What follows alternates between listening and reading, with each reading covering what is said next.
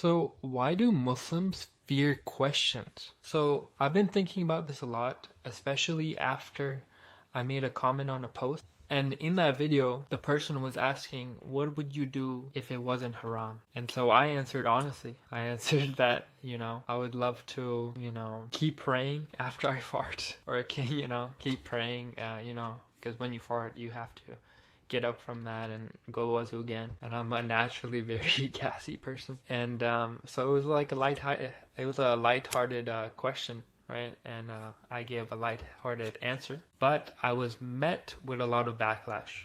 Also, the purpose of that comment, of me responding to that comment, was a sincere reflection I had. Not to mock Islam, not to change Islam, but to give my honest answer on that scenario or that question. I saw this a lot, but a lot of people in the comment section were saying it's fitna, it's bid'ah, it's innovation, all these different things. And they said, don't ask questions. You shouldn't be asking questions like this. It's haram.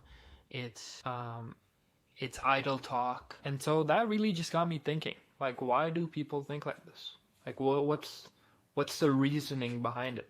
So let's talk about this. So as you know, a lot of Muslims, they grow up hearing, follow the scholars, follow exactly what they say, don't question, don't ask dumb questions, And a lot of this just goes around in the Muslim community. I knew on some of these things, maybe not from my direct family, but from outside sources, I always heard this, I always heard, don't ask too many questions, don't do this. And I was like, now that I'm thinking about it and thinking back to it and seeing other people doing the same thing, it just has me really curious.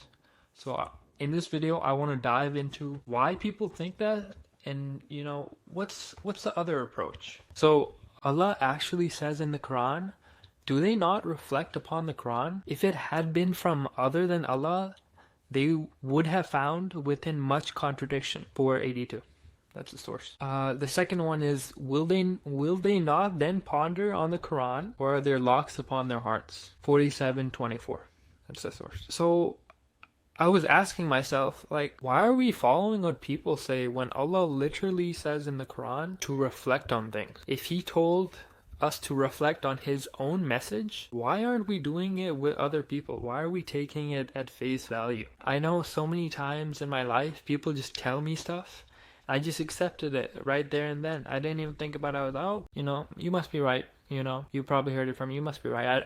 I never gave it a second thought. And now I'm looking back and I'm like, Allah, the creator, right, tells us to reflect on the Quran. His own divine message, the absolute perfect message. And then other people tell you not to reflect on the Quran. It's mind-blowing. And it's even more mind-blowing that they say, don't question the scholars, they know everything. They're human too, alright? And if Allah told us to reflect on His own message, you have every right to reflect on what the scholars tell you and different opinions and all that. But yeah, let's move on. Now, the second thing I want to talk about is tadabbur, reflection, and tafsir, right? They're not the same. People often get it mixed up, but they're really not the same. Tafsir is a science. It requires training, knowledge of Arabic, hadith, context. It's like a full-on, you need an education for that to, do it yourself. You need a really extensive education for that. And that's for scholars, they dedicate their whole life to it and, they do it the right way. That's tafsir, right?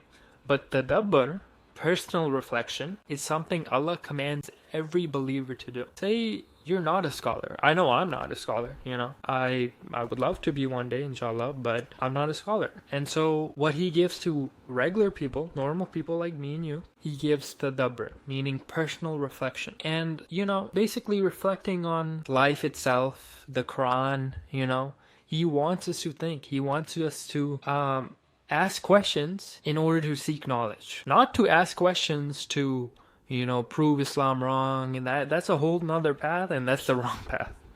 When you ask questions about the deen, about Islam, have an open mind. Think about different things, work through, why did Allah say this, But don't compare that to tafsir, right? You might have your own personal reflection and thoughts on things, but that might be wrong, But Allah still wants us to reflect on it. He wants to reflect on the message He gave us. And so you have every right to reflect on other people's messages too, right? Scholarly opinions, fatwas, you can reflect on it. There's tadabbur in that. You can reflect on it. Now what you can't do is make your own fatwas from that. That's where you cross the line, because you're doing something on which you have no knowledge of. Alright, moving on. Now we're going to be talking about my journey. So in my own personal journey, I've doubted things in the past, 100%. I've wrestled with hard questions, but it was never to disprove Allah. When I asked the questions, I was genuinely curious. I was like, okay, Allah told us not to drink alcohol. What's the reason behind it?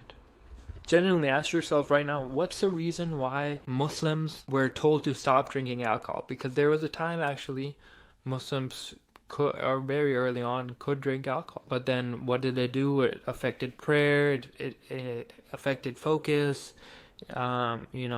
Alcohol makes you really, and so then Allah sent down the message and He forbade alcohol, So when you think about it like that, now instead of being like, oh, Allah made everything haram, Allah, took away alcohol, why did He do that to alcohol? Now you're thinking, hey, Allah forbade this thing, which is actually not even beneficial towards me, and it ends up hurting me. You see these things in the news, people drinking alcohol and driving, killing themselves, killing other people, domestic abuse, And when you think about it like that, you're like, okay, Allah did this for a reason. He banned alcohol, or forbade and made it haram for us, because it actually hurt us at the end of the day, right? And I can tell you guys 100%, every time I reflected genuinely about something, and I came to a conclusion or an answer, or if I didn't know the answer, I asked somebody more knowledgeable than me,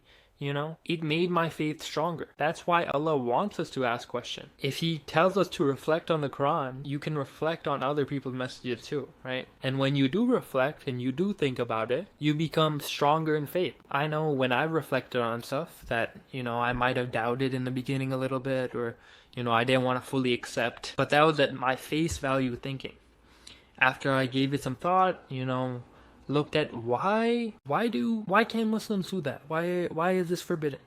After I look at it, I'm like, oh, okay, that actually makes sense.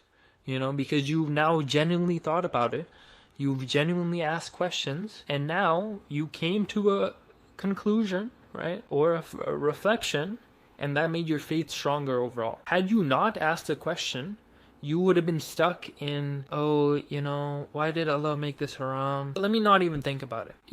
When you reject asking questions, your faith actually lowers. Your iman actually lowers. Because now you're just blindly following something. Allah wants Muslims to be strong. He wants Muslims to think for themselves and think about the reasons why. Because when we think about the reasons why and we come to a conclusion, because Allah's never wrong and He's always right, it actually strengthens our faith. It strengthens our iman. The next thing I want to talk about, part 4, is misusing the word bid'ah. Let's be honest. People, when they don't like anything, they throw around the word bid'ah. This is bid'ah, that's bid'ah, this is bid'ah. But that's so wrong. Calling things you just don't even like bid'ah, this, bid'ah, that. I've heard it people saying TikTok comments, YouTube comments, oh, this is bid'ah, that's bid'ah, don't do that, it's bid'ah. And I'm like, first of all, where's your source? Where's your source for calling this bid'ah? Why are you calling it bid'ah? And so I started to think about it. Bid'ah itself, right? Bid'ah in Islam is very narrow, right? It's a very small part, right? It's about introducing new acts of worship that have no basis in Quran or Sunnah. For example, I'll give you a myth, that I've heard, especially in Desi culture.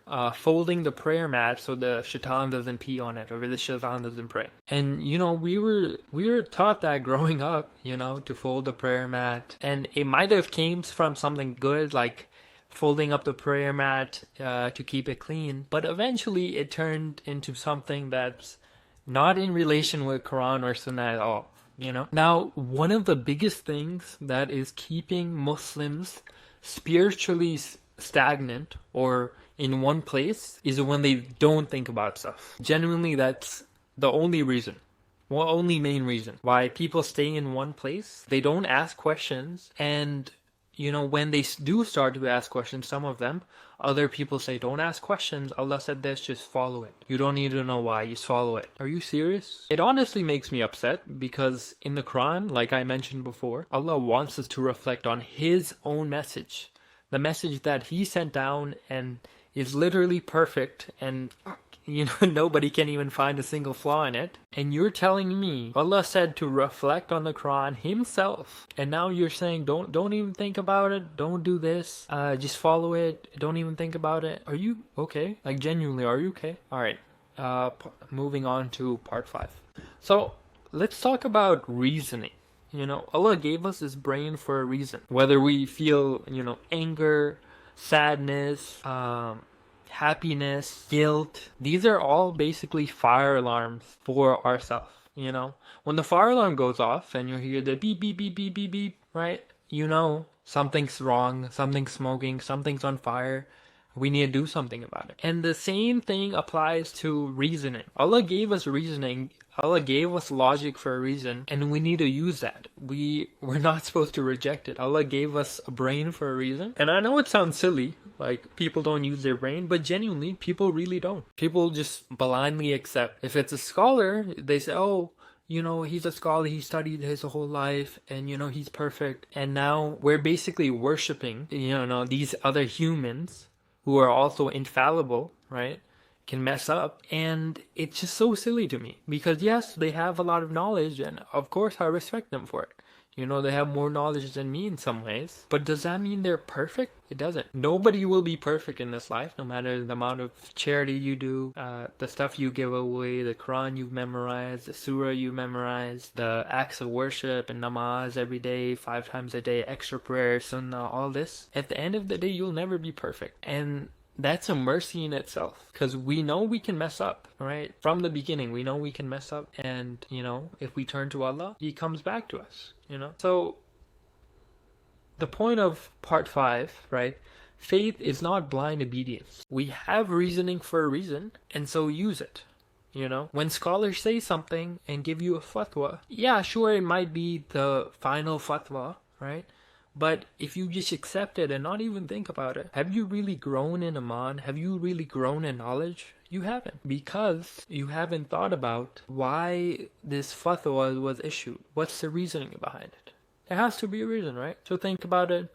You can also see how scholars explain it, but always take away your own tadabbur or personal reflection from it. So no, I'm not going to stop asking questions, because Islam and Allah is not afraid of questions. Only people are. And if someone is threatened by a sincere question out of curiosity, then maybe the problem isn't the question. Maybe the problem is the insecurity with the answer they have. Just something to think about. Alright guys, inshallah I'll catch y'all later. Hope you guys enjoy this, and if you like this content, please let me know down